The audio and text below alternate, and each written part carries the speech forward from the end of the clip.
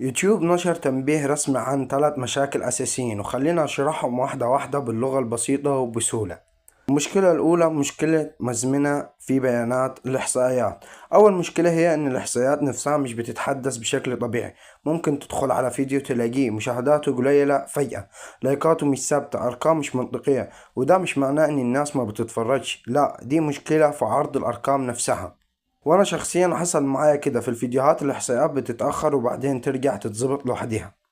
المشكلة التانية تأخير معالجة الفيديو. المشكلة التانية ان الفيديو بعد ما يتنشر يتأخر في المعالجة. يعني ايه؟ يعني الجودة العالية تتأخر، الفيديو ما يظهرش بسرعة في البحث اول ما يوصل للناس، في اقل في الاول. وده حصل معايا فعلا، ان الفيديو اتنشر لكن اخد وقت اطول عشان يظهر طبيعي عند الناس.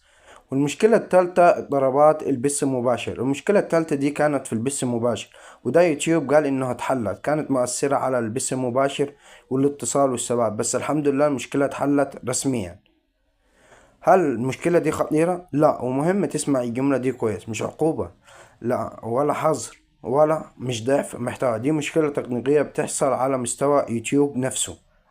تعمل ايه دلوقتي؟ مهم جدا، لو قناتك صغيرة او لسه بتبدأ اعمل 3 حاجات دول.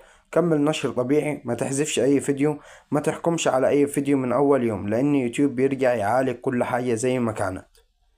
لو حصل معاك اي حاجة من اللي قلتهم اكتب لي في التعليقات وقول لي حصل معاك ايه. ولو حابب تعرف اخبار يوتيوب اول باول اشترك في القناة عشان ما يفوتكاش اي تحديث.